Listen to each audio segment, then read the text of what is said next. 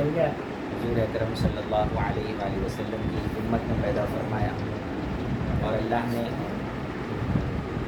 ان خوش نصیب بندوں میں ہم کو شامل فرمایا جو حضور اکرم صلی اللہ علیہ وسلم کی ولادت مبارکہ کی خوشی منانے والے لوگ۔ اللہ تبارک و تعالیٰ ہر ایک کو یہ خوشی منانے کا موقع اور توفیق عطا نہیں فرماتے۔ جس کو اللہ اس کے رسول پسند کرتے ہیں اسی کو یہ توفیق ملتی ہے کہ وہ حضور کی آمد پر خوشی مناتے ہیں۔ تو اللہ کا شکر ادا کرنے کی ضرورت ہے کہ اللہ تعالیٰ نے ہم کو حضور کی آمد پر خوشی منانے والے خوش نصیب بندوں میں ہم کو شامل فرمایا۔ اللہ سے دعا کرتے ہیں کہ جس طرح یہ محفل منعقد کرنے کے اللہ تعالیٰ ہم کو موقع اور توفیق دیا، اسی طرح اس محفل کو قبول فرمائے اور اس محفل کو ہمارے گناہوں کی مغفرت کا ذریعہ بنائے۔ حضور اکرم صلی اللہ علیہ وسلم کی شفاعت اللہ تبارک و تعالیٰ ہم سب کو نصیب فرمائے۔ چند باتیں مختصر بتا کے میں اپنی بات ختم کروں گا۔ اللہ تبارک و تعالیٰ اپنے اور اپنے بندوں کے درمیان شروع سے حضور اکرم صلی اللہ علیہ وسلم کو واسطہ اور وسیلہ بنایا۔ ایک لمحہ بھی دنیا جب سے بنی ہے اس وقت سے ایک لمحہ بھی ایسا نہیں ہے کہ جس لمحے میں حضور صلی اللہ علیہ وسلم کے بغیر بندے کو اللہ تک رسائی مل سکے۔ ایک لمحہ بھی ایسا نہیں ہے۔ چلو 100 موقع ہیں، 100 میں سے کم ایک موقع تو بھی ایسا ہوگا کسی نہ کسی زندگی کے کسی نہ کسی لمحے میں کسی نہ کسی موڑ پہ کوئی ایسی چیز ہوگی جہاں پر حضور کے بغیر ہم براہ راست اللہ تک پہنچ سکیں گے۔ تو کم سے کم ایک تو بھی رہتا تو بولنے والوں کو موقع ملتا کہ چلو اس جگہ حضور کی ضرورت نہیں ہے، اس جگہ درمیان میں حضور کے واسطے کی ضرورت نہیں ہے، وسیلے کی ضرورت نہیں ہے، ڈائریکٹ ہم اللہ تبارک و تعالیٰ تک پہنچ سکتے ہیں۔ چلو یہ ایک موقع تو ہے، 100 میں کم سے کم ایک بھی مل جاتا تو یہ بولنے کا موقع ملتا تھا۔ لیکن ہم اگر غور کریں گے تو ایک جگہ بھی اللہ تعالیٰ نے ہم کو ایسا موقع نہیں دیا جہاں پر بندے یہ بول سکیں گے کہ یہاں پہ حضور کی ضرورت نہیں، ہمارا اور ہمارے رب کا معاملہ ہے، بیچ میں رسول اللہ صلی اللہ علیہ وسلم نہیں ہے۔ ایسا کوئی موقع اللہ تبارک و تعالیٰ نہیں ہے۔ اب دیکھیے قرآن مجید میں ہم کو ایک واقعہ ملتا ہے۔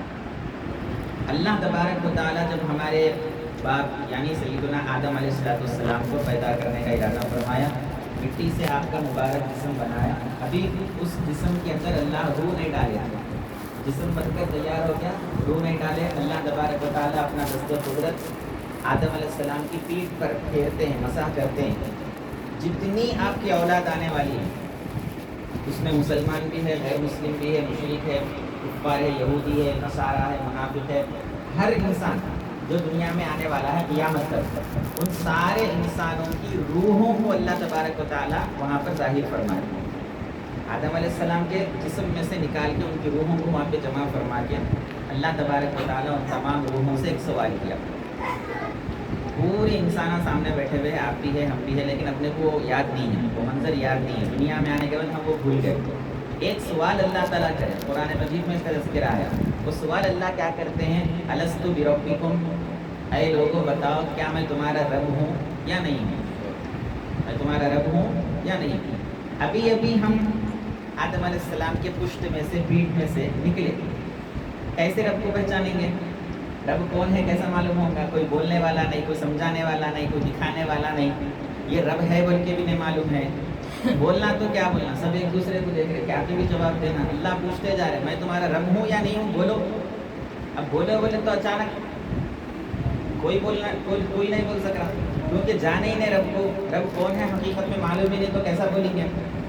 تو سب ایک دوسرے کو دیکھ رہے، کسی سے کوئی جواب نہیں بن پڑ رہا۔ تو کتابوں میں روایتوں میں یہ بات آتی ہے کہ سب سے پہلے حضور اکرم صلی اللہ علیہ وسلم کی روح مبارک آگے بڑھتی ہے اور آپ کی روح مبارک آگے بڑھ کر اللہ کے اس سوال کا جواب دیتی ہے، بلا، ہاں اے اللہ تو ہمارا رب ہے۔ اب یہ پہلا موقع تھا جب ہم اللہ سے گفتگو کر رہے، بات کر رہے، پہلا موقع۔ اس پہلے موقع میں بھی ہم براہ راست اللہ تک نہیں پہنچ سکے، براہ راست اللہ کے سوال کا جواب نہیں دے سکے، براہ راست اللہ تعالیٰ کی بات کو ہم سمجھ نہیں سکے، اور اللہ تبارک و تعالیٰ کو کیا بولنا وہ نہیں معلوم ہوا۔ جب حضور آگے بڑھ کے بولے ہاں اے اللہ تو ہمارا رب ہے، تو جتنے انسان تھے حضور کے اس جواب کو سنے. جواب کو سننے کے بعد وہ لوگ آپس میں یہ فیصلہ کر لیے، ہم یہ فیصلہ کر لیے کہ یہ روح کس کی ہے نہیں معلوم، لیکن یہ جب آگے بڑھ کے اللہ کو کہہ رہے ہیں کہ ہاں اے اللہ تو رب ہے، تو واقعتاً یہ کچھ دیکھ کے بولے ہوں گے، ان کو معلوم ہے تبھی تو بولے ہوں گے، یہ جانتے ہیں رب کو اس لیے بولے ہوں گے.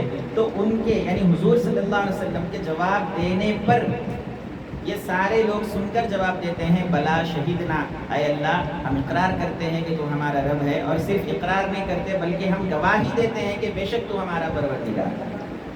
تو ابھی ہماری روحیں اللہ کے سامنے حاضر ہے، ابھی پہلی بار اللہ سے آمنا سامنا ہو رہا ہے، لیکن اس پہلی بار میں بھی ہم حضور اکرم صلی اللہ علیہ وسلم کے واسطے اور وسیلے کے بغیر اللہ کو نہیں جان سکتے. وہاں پر بھی ہم حضور کے محتاج رہے. جب حضور بولے تو ہمارا رب ہے، تو ہم اللہ کے رب ہونے کا اقرار کریں اور گواہی دیے، اے اللہ ہم گواہی دیتے. تو ہماری گواہی کس کی گواہی پہ منحصر ہے؟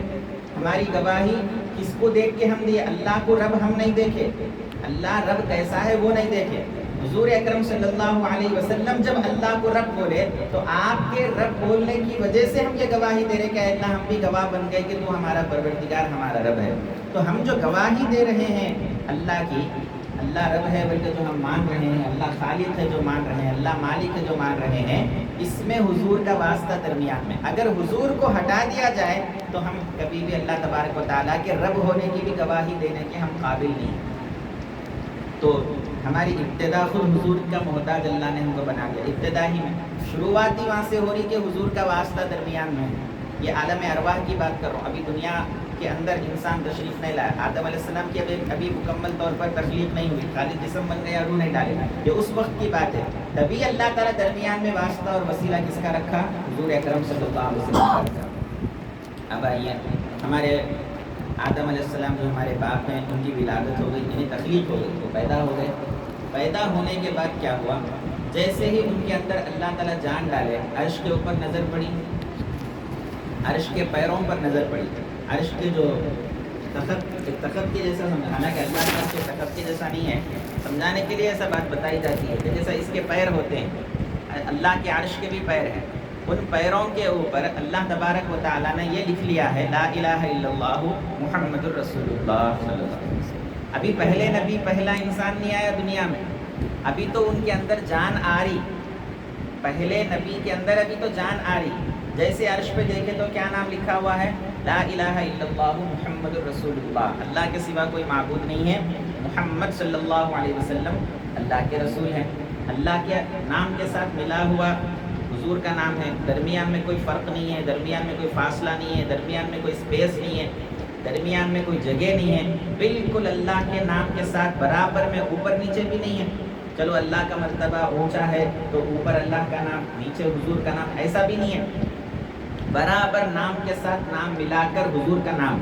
آدم علیہ السلام دیکھ کے اس کو اپنے ذہن میں اپنے دل میں رکھ لیے. جب جنت سے آپ کو دنیا میں اتارا گیا، بہت زاروں قطر آپ اپنے جو ہے اس جو سہو ہو گیا تھا، جو بھول ہو گئی تھی، اس پر بہت آپ روتے رہے، معافی مانگتے رہے. اللہ تبارک و تعالیٰ کی رحمت متوجہ نہیں ہو رہی. پھر ایک وقت آیا، آپ یہ دعا کرتے ہیں. حضرت عمر بن خطاب رضی اللہ عنہ سے یہ حدیث مروی ہے، صحیح حدیث ہے. حضور اکرم صلی اللہ علیہ وسلم نے ارشاد فرمایا کہ آدم علیہ السلام کیا دعا کرتے ہیں؟ یا ربی بحق محمد لما غفرت لی، یا ربی بحق محمد لما غفرت لی.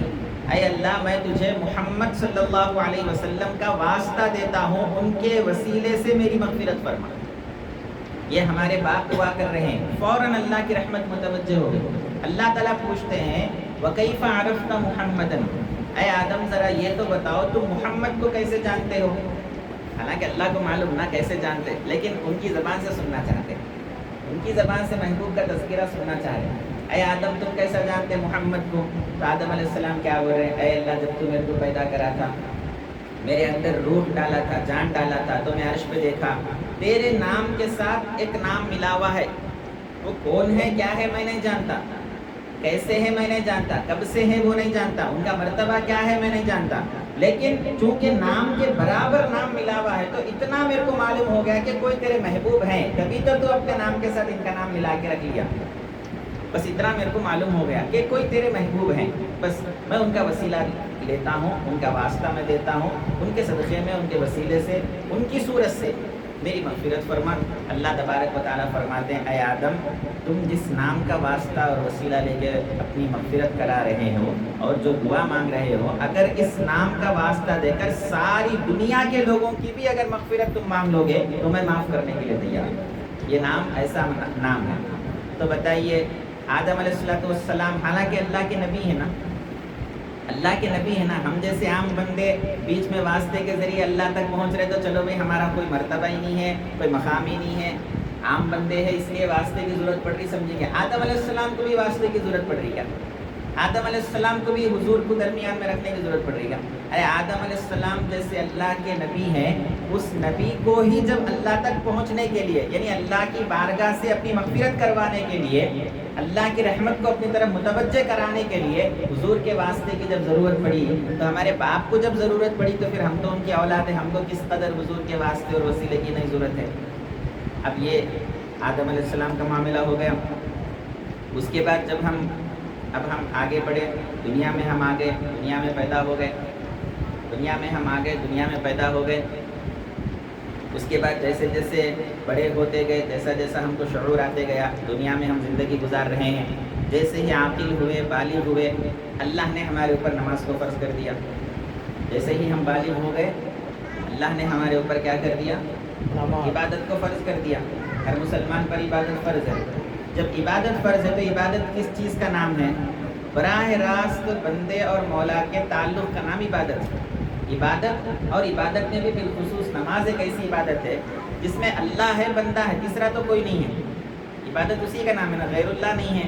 غیر اللہ عبادت میں شامل ہو گیا تو شرک ہو جاتا ہے، اللہ کے سوا کوئی معبود نہیں ہے، عبادت کے قابل ہی نہیں ہے۔ تو جس عبادت کے قابل اللہ کے سوا کوئی نہیں ہے، اس عبادت میں تو خالی اللہ ہی اللہ ہونا، کوئی غیر کا تصور بھی نہیں رہنا، ایسے ہی ہے نا۔ لیکن جب ہم عبادت کے لیے آتے ہیں، اب ہم سمجھ رہے ہیں ہمارے کو کوئی واسطے کی ضرورت نہیں، وسیلے کی ضرورت نہیں، میں اللہ کے بارگاہ میں حاضر ہو گیا، میں ڈائریکٹ اب اللہ سے مل لوں گا، اللہ سے ملاقات کر لوں گا۔ نماز کے بارے میں آقا فرماتے ہیں الصلاۃ معراج المؤمنین، نماز ایمان والے کی معراج ہے۔ معراج بولے تو اللہ سے ملاقات کا ذریعے کو معراج بولتے ہیں، تو نماز اللہ سے ملاقات کا ذریعہ ہے۔ اب بندہ کیا سمجھ کے مصلی پہ ٹھہرا؟ اللہ سے ملاقات کے لیے آیا میں، اب میں کسی کی ضرورت نہیں ہے، کسی کا واسطہ نہیں ہے، میں ڈائریکٹ اللہ سے مل لوں گا، اللہ سے ملاقات کر لوں گا۔ ہاتھ اٹھا لیا، اللہ کی تکبیر بیان کر دیا، ثنا پڑھ لیا، اللہ کی تسبیح بیان کر دیا، اللہ کی تعریف کر دیا، سورہ فاتحہ پڑھ لیا، پوری نماز ہوتے ہوتے ہوتے اب نماز انتہا کو پہنچی، اب اللہ سے ملاقات کے قریب پہنچ گئے، اب اللہ سے ملاقات کرنا ہے۔ آپ یوں سمجھیے ایک مثال کے ذریعے کہ ایک دوست سے آپ کو ملنا ہے، سفر طے کر کے، محنت کر کے، مشقت کر کے، پورا راستہ طے کرتے کرتے کرتے اب اس کے گھر کے دروازے پہ، دہلیز پہ کھڑے ہوئے، بالکل اب خالی دہلیز ہے، ایک قدم ڈالے تو ملاقات ہو جاتی دوست سے۔ ایسے ہی نماز میں ہم تکبیر سے لے کے، بلکہ اس سے بھی پہلے نیت سے لے کے، اس سے بھی پہلے وضو سے لے کے ہم اللہ کی طرف سفر کر رہے ہیں۔ یہ سفر کرتے کرتے ایک ایک مرحلہ، تکبیر ہو گئی، ثنا ہو گئی، فاتحہ ہو گئی، سورہ ہو گیا، رکوع کر لیے، سجدہ کر لیے، اب ایک ایک مرحلہ کرتے طے کرتے کرتے اب یہ معراج ہو رہی ہے ہماری، اللہ کے قریب سے قریب، قریب سے قریب، قریب سے قریب ہوتے ہوتے جب دہلیز پہ پہنچے اللہ کی بارگاہ کے، اب خالی ایک لمحے میں مولا سے ملاقات ہو جانا ہے۔ جب وہاں پر پہنچے تو اللہ تعالیٰ کیا حکم دے رہے ہیں؟ یہاں تک تو پہنچ گئے، لیکن اب میرے سے ملاقات اگر ہونا ہے تو جاؤ پہلے محبوب کی بارگاہ میں سلام پیش کر دیا۔ اے اللہ، میں تیرے سے ملاقات کرنے آیا، اب تیرا میرا معاملہ ہے، میں بندہ ہوں تو میرا خدا ہے، یہاں پر محمد رسول اللہ کی کیا ضرورت ہے؟ تو اللہ تعالیٰ کیا فرما رہے ہیں؟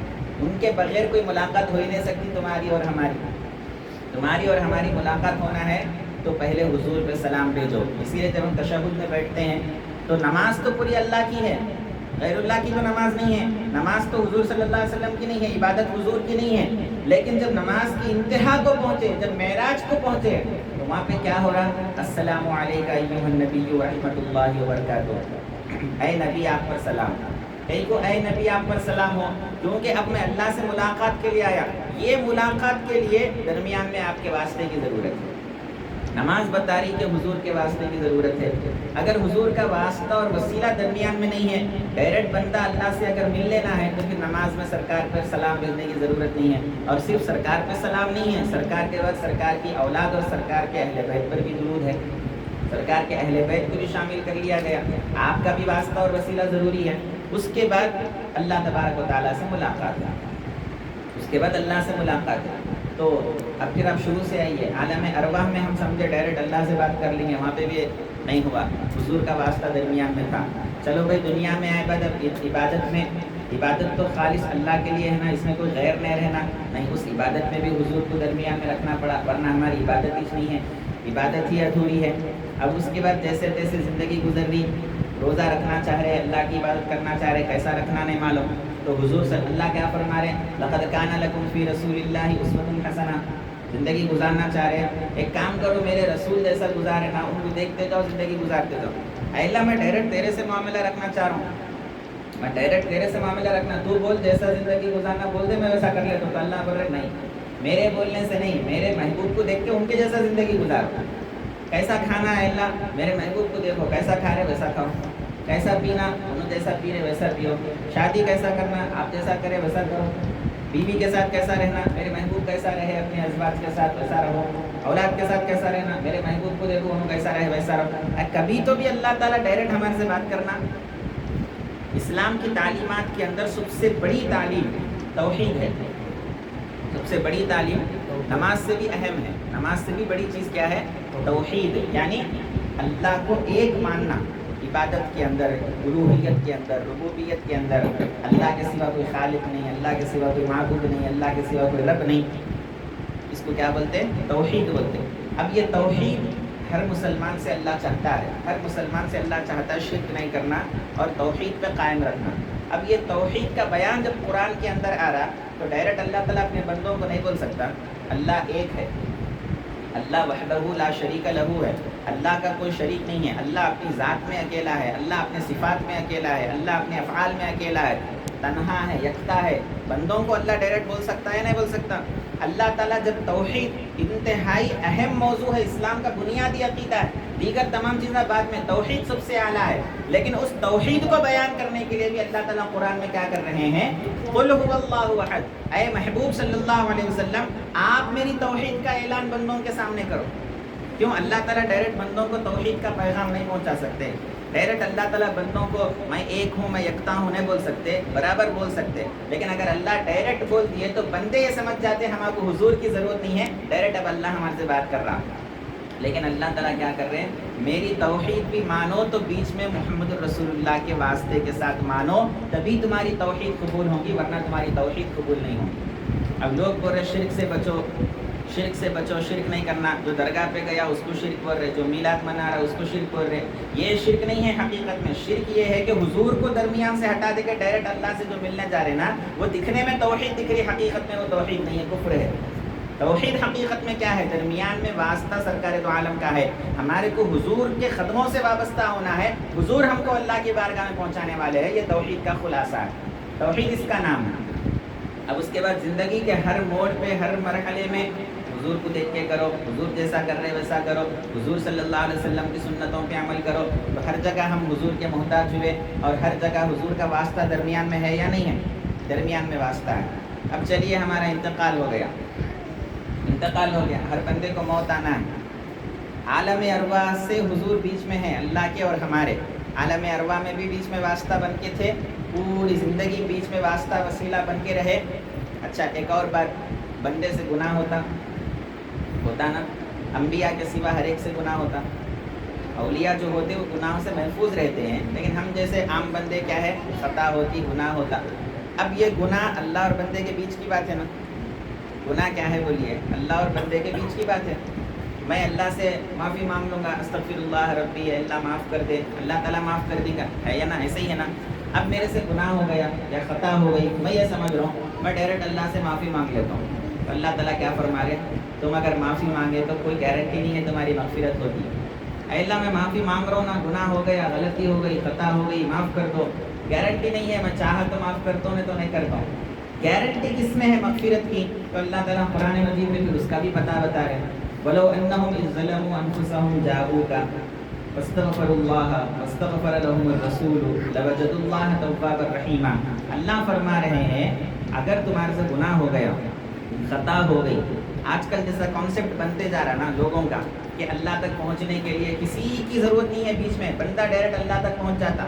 یہ کانسیپٹ قرآن کے خلاف ہے. یہ کانسیپٹ جو بنتے چلے جا رہا، اس کے مطابق اگر دیکھا گیا تو اللہ بولنا تھا گناہ ہو گیا، چلو وضو بناؤ، 2 رکعت نماز پڑھو، سجدے میں سر رکھو، معافی مانگو، معاف کر دوں گا، ایسا بولنا تھا. اللہ کیا فرما رہے؟ گناہ ہو گیا، ایک کام کرو، میرے محبوب کی بارگاہ میں حاضر ہو جاؤ. محبوب سے کیا تعلق ہے؟ گناہ تو اللہ بندے کے بیچ کی بات ہے نا.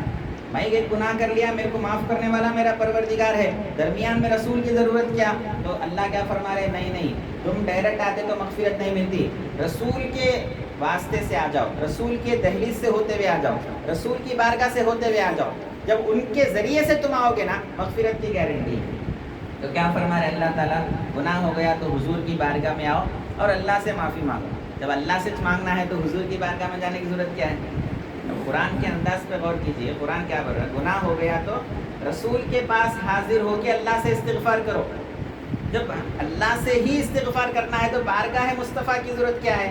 تو اللہ بتانا یہ چاہ رہے کہ مانگنا تو میرے سے ہی ہے، لیکن ان کے واسطے سے جب مانگیں گے، میرے سے ہی مانگنا ہے، لیکن ان کے واسطے سے جب مانگیں گے تو تم کو ملے گا، نہیں تو نہیں ملے گا. یہ اشارہ دے رہے قرآن کے اندر.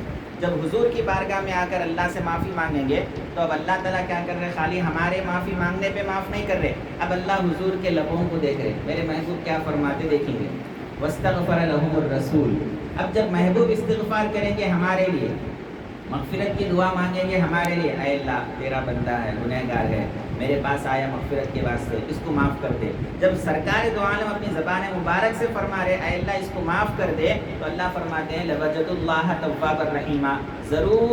ضرور میں تم کو معاف کروں گا. صرف معاف نہیں کروں گا بلکہ تمہارے اوپر رحم بھی کروں گا. ضرور کروں گا. معاف کرنا الگ ہے، رحم کرنا الگ ہے، وہ اس سے بھی آگے کی چیز ہے. معافی بھی مل رہی ہے، اللہ کا رحم بھی مل رہا ہے. کس وجہ سے؟ حضور ہمارے لیے استغفار کر رہے تو مل رہا، نہیں تو نہیں مل رہا. تو یہاں پہ بھی ہم نہیں بچے. اپنے گناہوں کی معافی کرانا ہے تو درمیان میں کس کو رکھنا پڑا؟ سرکار کو رکھنا پڑا یا نہیں پڑا؟ اچھا اب وہ بات میں بتا رہا تھا، مر کے ہم قبر میں چلے گئے. اب قبر میں گئے بعد مردہ ہے سمجھ رہا، عالم ارواح میں میرے اور اللہ کے درمیان حضور تھے. خیر چلو چلتا، پوری زندگی گزار کے آیا دنیا میں، 60 سال 70 سال 80 سال جتنے بھی سال، ہر لمحہ میں اللہ سے ڈائریکٹ کب ملنے جا رہا ہوں کہ جب حضور بیچ میں ہے. بغیر حضور کے مل نہیں سک رہا ہوں اللہ سے. کم سے کم ہم مرنے کے بعد تو بھی ڈائریکٹ اللہ سے مل لیں گے. درمیان میں حضور کے واسطے کیا ضرورت ہے؟ تو زندگی میں تھا تو تھا ہوں گا. اب کم سے کم قبر میں تو بھی ڈائریکٹ اللہ سے ملاقات ہوتی ہوں گا. نہیں، قبر میں تو بھی ڈائریکٹ اللہ سے ملاقات ہوتی ہوں گا نا. جیسے قبر میں مردہ پہنچ رہا، کیا سوال ہو رہا؟ فرشتے آ کے حضور صلی اللہ علیہ وسلم کا چہرے مبارک بتا کے یہ بتا رہے ما کنت تقول فی شأن ھذا الرجل، اس آدمی کے بارے میں تیرا کیا عقیدہ تھا ذرا بول. ارے یہاں میں ڈائریکٹ اللہ سے ملنے آیا، ڈائریکٹ اللہ سے بات کرنے آیا، یہاں سرکار کا چہرہ بتا کے کچھ سوال کر رہے. تو کیا آپ سمجھ میں آیا؟ یہاں قبر کی زندگی میں کامیاب ہونا ہے تو اس کامیابی کا دار و مدار سرکار دو عالم صلی اللہ علیہ وسلم کے اوپر ہے. مرنے کے بعد بھی ڈائریکٹ اللہ سے ملنے کا کوئی چانس نہیں ہے. درمیان میں واسطہ حضور کا ہے. جب قبر میں پہنچے اس قبر میں بھی واسطہ حضور کا ہے، اس قبر میں بھی حضور درمیان میں ہے کہ اب یہ قبر کی زندگی کو کامیاب کرنا ہے، قبر کو جنت کے باغوں میں کا ایک باغ بنانا ہے. تو کیا کرو؟ پہچانو یہ کون شخص ہے. سرکار کو بتا کے بولیں گے پہچانو. پہچان لیے جو حضور کی سنتوں پہ زندگی گزارا ہوں گا، حضور کی محبت حضور کی اطاعت میں زندگی گزارا ہوں گا، وہ پہچان لیں گا دیکھ کے میرے آقا. جب پہچان لیا تو جنت کا دروازہ کھول دیے، جنت کی کھڑکی کھول دیے، جنت سے ہوا آ رہی اور قبر کو منور کر دیے، قبر کو کھول دیے. قبر مشرق سے مغرب تک وسیع ہو گئی. قبر کے اندر نور داخل ہو رہا، قبر کے اندر ہمارے اعمال ہمارے سامنے پیش کیے جا رہے، اللہ کی رحمتیں آ رہی. یہ سب کس کی وجہ سے؟ یہ نمازاں پڑھ کے آیا، روزہ رکھ کے آیا، انہیں یہ سب نہیں دیکھ رہے، وہ آخرت میں ہے. نمازوں کا حساب، روزوں کا حساب، زکوٰۃ و حج کا حساب وہ سب آخرت میں دیکھیں گے. قبر میں نماز روزہ نہیں پوچھ رہے. قبر میں کیا پوچھ رہے؟ آقا کے بارے میں کیا عقیدہ تھا وہ.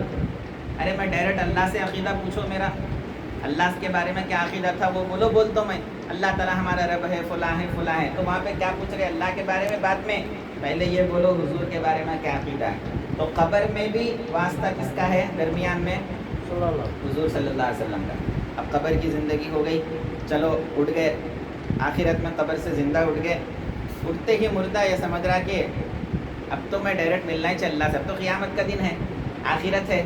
وہ عالم ارواح تھا، وہاں پہ بیچ میں حضور تھے، ڈائریکٹ ملنے کا موقع نہیں ملا. وہ دنیا تھی، ڈائریکٹ ملنے کا موقع نہیں ملا. خبر تھی، موقع نہیں ملا. اب تو اللہ تعالیٰ ڈائریکٹ یہاں پہ ہے.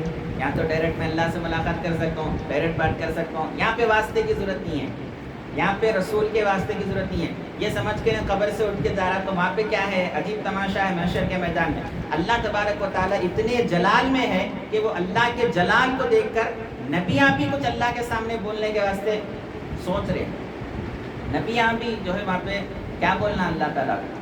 حساب شروع نہیں ہو رہا، پورے لوگ انتظار میں ہیں، برہنہ ہیں، سورج قریب آ گیا، پورے پسینے میں شرابور ہے، پریشان ہیں. بھائی حساب شروع ہوا تو دوزخ میں جاتا ہے کہ جنت میں جاتا ہے کہ وہ سب بات کی بات ہے. کم سے کم حساب شروع کرو. حساب نہیں شروع ہو رہا، انتظار میں، اللہ کیا کر رہا کیا کرتا نہیں معلوم، پورے جلال میں ہے. اور ہر بندہ پریشان. اب یہ پورے کے پورے حدیث میں آیا، یہ پورے کے پورے بندے کہاں جائیں گے؟ آدم علیہ السلام کے پاس جائیں گے. کیوں؟ اللہ کے پاس کہیں کو ڈائریکٹ نہیں گئے.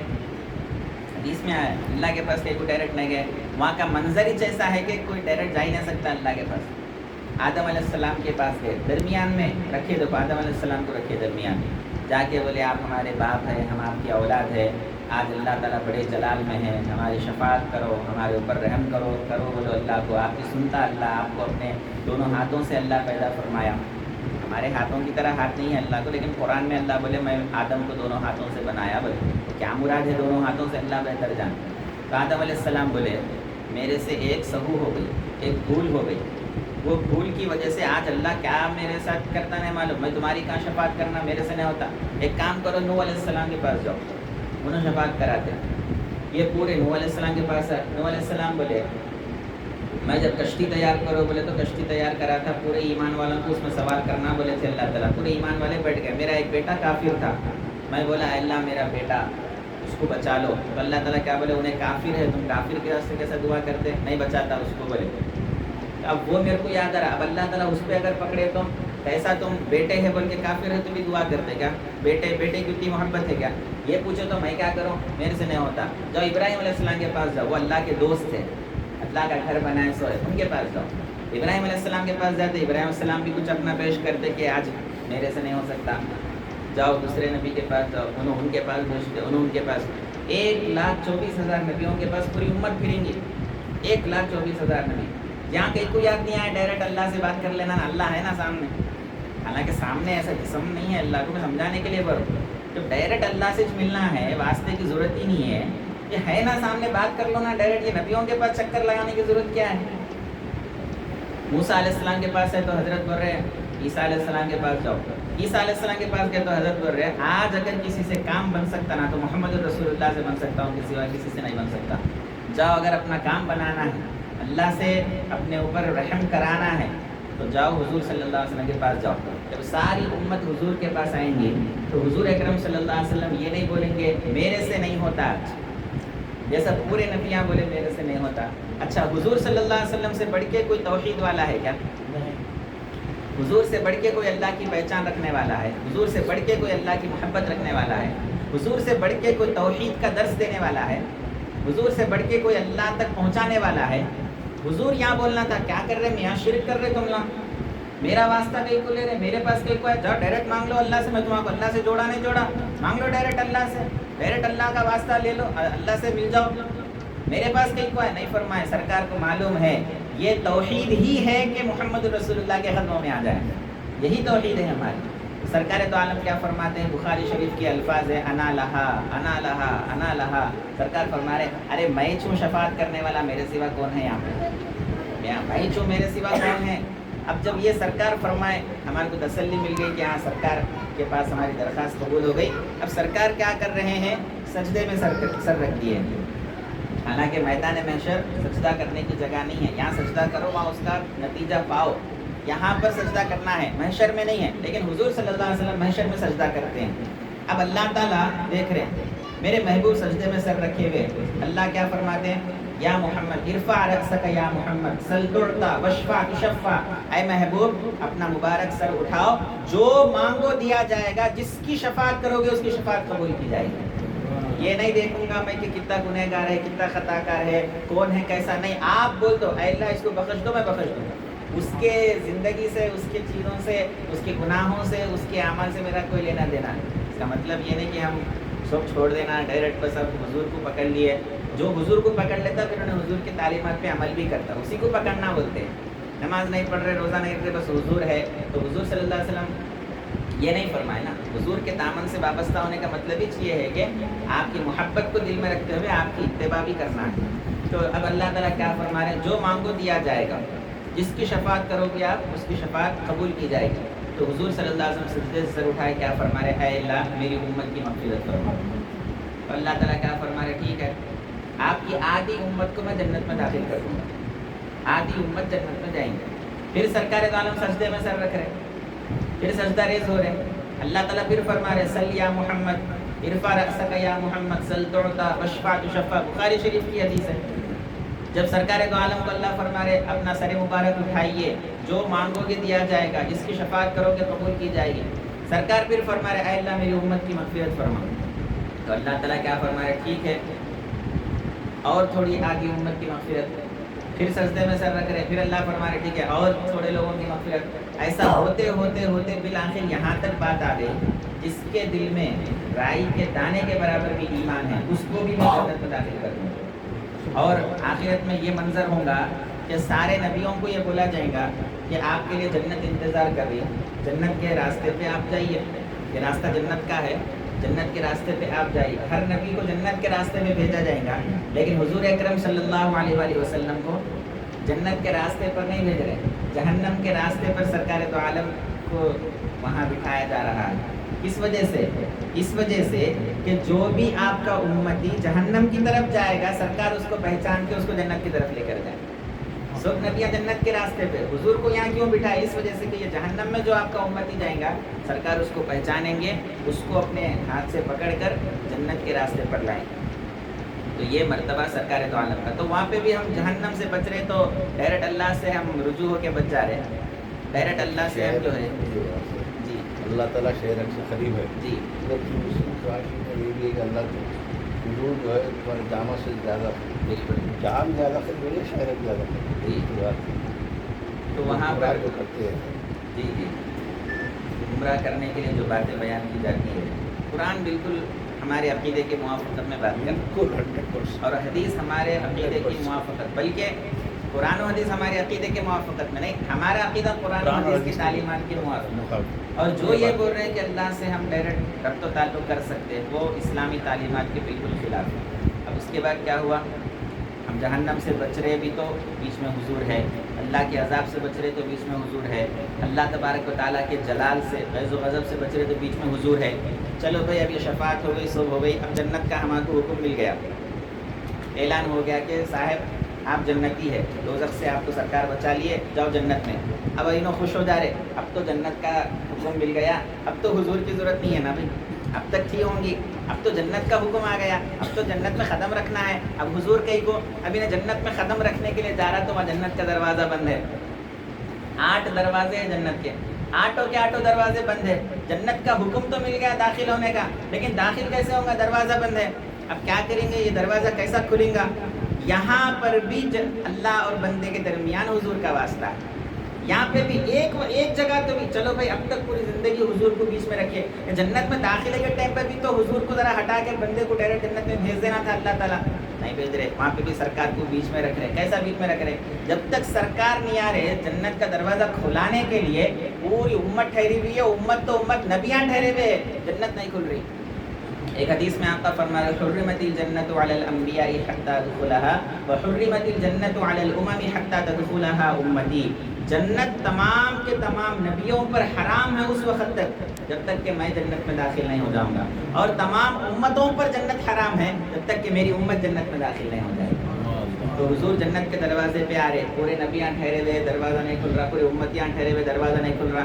یہ جو لوگ سمجھ رہے ہمارے کو حضور کا واسطے کی ضرورت نہیں ہے، ڈائریکٹ اللہ تک پہنچ جا سکتے نا، وہ لوگ بھی ٹھہرے ہوئے، جنت کا دروازہ نہیں کھل رہا، اب تو واسطہ حضور کا لینا پڑ رہا۔ اب کیا کریں گے؟ سرکار دو عالم حدیث میں آیا جنت کا دروازہ میں کھٹکھٹاؤں گا، اور دروازہ جب کھٹکھٹائیں گے اندر سے آواز آئیں گی کون ہے؟ یہ بھی حدیث میں ہے کون ہے، حالانکہ اللہ کو نہیں معلوم کیا کون ہے، لیکن یہ ایک طریقہ ہوتا ہے، کوئی بھی جب دروازے پہ آتے ہیں کھٹکا مارتے تو گھر والا کیا پوچھتا کون ہے، تو آنے والا اپنا نام بتاتا کہ میں فلاں بن فلاں ہوں، تو دروازہ کھٹکھٹایا جائے گا، اندر سے آواز آئیں گی کون ہے، تو حضور فرمائیں گے میں محمد الرسول اللہ صلی اللہ علیہ وسلم ہوں، جیسے ہی سرکار کا نام سرکار بولیں گے کہ میں محمد ہوں، دروازہ کھلے گا۔ جنت کا دروازہ کھلنے میں بھی بیچ میں واسطہ کون ہے؟ حالانکہ ہماری جنت ہے نا، بھی ہمارے کو ملنے والی جنت ہے، ہم جا رہے جنت میں، ہمارے حورا وہاں انتظار کر رہے، ہمارے کھرا وہاں بنے ہوئے ہیں، ہماری نعمتیں وہاں انتظار کر رہی، میری جنت ہے بھائی، میری جنت میں لینے کے واسطے راستہ کون کھلا رہے، دروازہ کون کھلا رہے؟ یعنی آپ ایسا سمجھو میرے گھر میں میرے کو جانا ہے مگر میرے واسطے میرا گھر نہیں کھل رہا وہاں پہ، وہ میرا گھر کھلانے کے واسطے بھی رسول اللہ صلی اللہ علیہ وسلم کو واسطہ بیچ میں رہنا پڑ رہا۔ اب بڑی پیاری حدیث ہے، دیکھو سرکار تو عالم کیا فرما رہے ہیں، جیسے ہی جنت کا دروازہ کھلے گا فَإِذَنْ الْجَبَّارُ مُسْتَقْبِلِي، تو میں دیکھوں گا کہ خود کائنات کا پروردگار میرے استقبال کے لیے رہے گا، استقبال کے لیے اندر اللہ تبارک و تعالیٰ خود رہیں گے کہ کب محبوب آتے، کب جنت کا دروازہ کھلاتے، اور کب میں میرے محبوب کی خاطر یہ جنت کا دروازہ کھولوں۔ جب جنت کا دروازہ کھل گیا اس کے بعد سب کو پہلے نبی آ جائیں گے، اس کے بعد پھر اہل بیت اطہار، صحابہ کرام، خلفائے راشدین، بڑے بڑے اولیاء، پھر ہماری باری آتی ہے۔ اللہ تعالیٰ ہم کو اگر جنتی بنا دیتا، جنتی تو بناتا ضرور، دعا یہ کرنا کہ دوزخ سے بچا کے جنت میں داخل کرنا۔ اور مسلمان کے لیے جنت پکی ہے، لیکن گناہوں کی وجہ سے دوزخ میں نہیں جانا، وہاں سے بچنے کی ہم دعا کرنا۔ تو آپ بتائیے عالم ارواح سے لے کے جنت میں جانے تک کوئی ایک وقت تو بتائیے جہاں پر ہمارے کو بیچ میں واسطے رسول کی ضرورت نہیں، حضور نہیں، غیر اللہ، ایک جگہ تو ایک جگہ بھی نہیں ہے۔ لہٰذا محترم بزرگ اور دوستوں، اس عقیدے کو مضبوط رکھنے کی ضرورت ہے، اس عقیدے کو اپنے آنے والی نسلوں میں منتقل کرنے کی ضرورت ہے۔ جن کا ایمان تھوڑا بہت ان کی باتیں سن کے جو ڈگمگا رہا، اس کو دوبارہ مضبوط کرنے کی ضرورت ہے۔ ہوتا نا چراغ جب جل رہا تو آندھی یا تیز چلی تو چراغ بجھنے کا اندیشہ رہتا، وہ چراغ بجھنے سے پہلے اس کی روشنی کو اور تیز کرنے کی ضرورت ہے، اور حضور اکرم صلی اللہ علیہ وسلم سے اپنی عقیدت اور اپنی محبت کو وابستہ رکھنے کی ضرورت ہے۔ اللہ تبارک و تعالیٰ سے میں دعا کرتا ہوں کہ جو کہا سنا اس پر عمل کیا، اللہ سے اللہ توفیق عطا فرما، سرکار دو عالم صلی اللہ علیہ وسلم سے سچی عقیدت و محبت عطا فرما، آپ کی سنتوں پر عمل کرنے کی توفیق عطا فرما، جس مقصد کے تحت یہ محفل منعقد کی گئی اس مقصد میں کامیابی عطا فرما، حضور اکرم صلی اللہ علیہ وسلم کی توجہ ہماری طرف مرکوز فرما، سرکار کی شفاعت عطا فرما، اس محفل کو ہمارے لیے ذخیرہ آخرت بنا، اس گھر میں خیر و برکت کا نزول فرما، گھر والوں کو اپنے حفظ و امان میں لے لے، اس گھر میں رحمتوں کا برکتوں کا نزول فرما، حضور اکرم صلی اللہ علیہ وسلم کے ذکر کی برکت سے، آسمان کی بلاؤں سے، زمینی آفتوں سے اس گھر کی گھر والوں کی حفاظت فرما، جتنے لوگ حاضر ہوئے ہیں ہر ایک کی مغفرت فرما، وما علینا الا البلاغ، والسلام علیکم ورحمۃ اللہ وبرکاتہ۔